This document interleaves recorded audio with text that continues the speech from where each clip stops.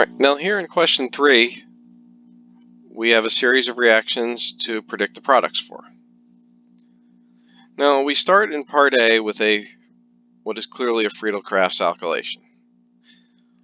But we remember that as soon as we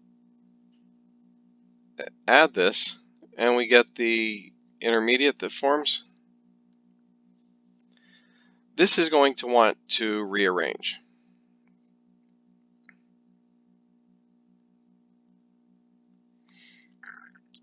And so the product that's going to form is going to be the one that has this substitution as opposed to the straight chain. The second question becomes, where will that group go? And that group is able to go both ortho and para.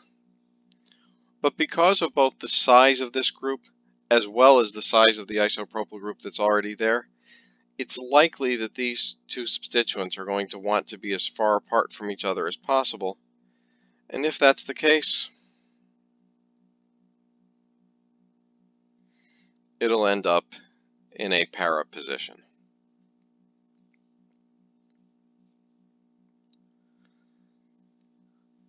In part B, we have another Friedel-Crafts taking place, and another longer chain alkane. So do we expect that we'll see the same type of rearrangement here that we did in the previous question?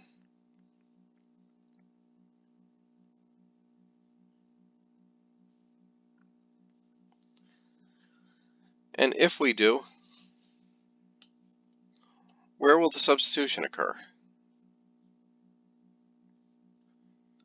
Well, it turns out we don't really have to worry about that in this case. Why? Well, it's because of this oxygen. This oxygen is more reactive than the aromatic ring is. It will bind to the aluminum preferentially, and that's something we've seen before. We've actually seen it in the Friedel-Crafts acylation. It's why we don't have to worry about Friedel-Crafts acylations happening repeatedly, because the oxygen will bind to the aluminum. And so in this case, the most likely result is no reaction.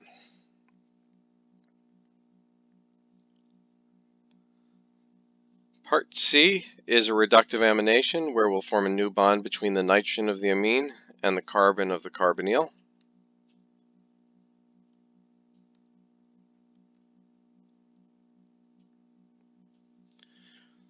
Part D is an example of a reaction of a diazonium salt. And with HBF4, that diazonium salt gets replaced by a fluorine.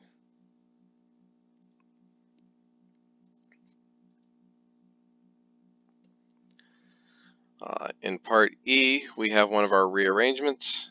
This is the Curtius rearrangement.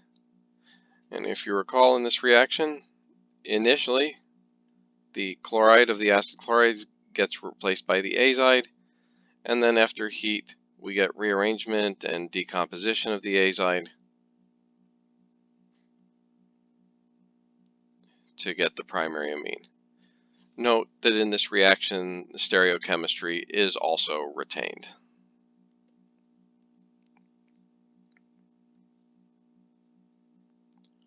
Part F, nitric acid and sulfuric acid, is a nitration. We have two substituents already here, but fortunately the nitro group is a meta-director and will direct to one of these positions. The methyl is an ortho-para director and will also direct to the same position. So given that these two groups will reinforce each other, we'll end up with our new substituent, a second nitro group, in this position.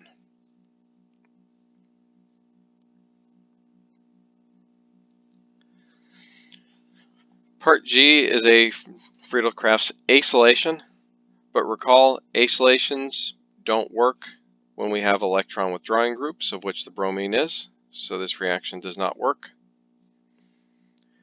In part H, we said that halogenation with iron catalysts works well for bromine, it works well for chlorine, but it actually works pretty terribly for fluorine. In fact, fluorine is way too reactive for this reaction to work in any controllable way. And so we get here again, this reaction does not work.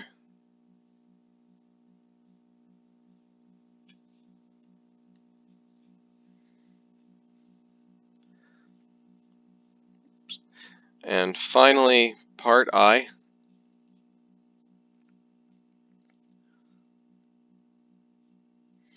Now we could say a couple different things about this. Iron bromide is a Lewis acid and a good Lewis acid. So there is a chance here that the iron bromide may react with the lone pair on the nitrogen of the amine. But if we add enough of it, we should be able to overcome that. The amine is an ortho-para director, so it will direct at one of these positions. The para position is already taken up by the methyl group. The methyl is also an ortho-para director, which is different positions. So how do we decide? Well, basically here we have to look at which one is the better director. Now the methyl is just an inductive donor, whereas the amine is a resonance donor. And so we can be fairly certain that the amine will have the stronger effect and will end up ortho to the amine and not ortho to the methyl group.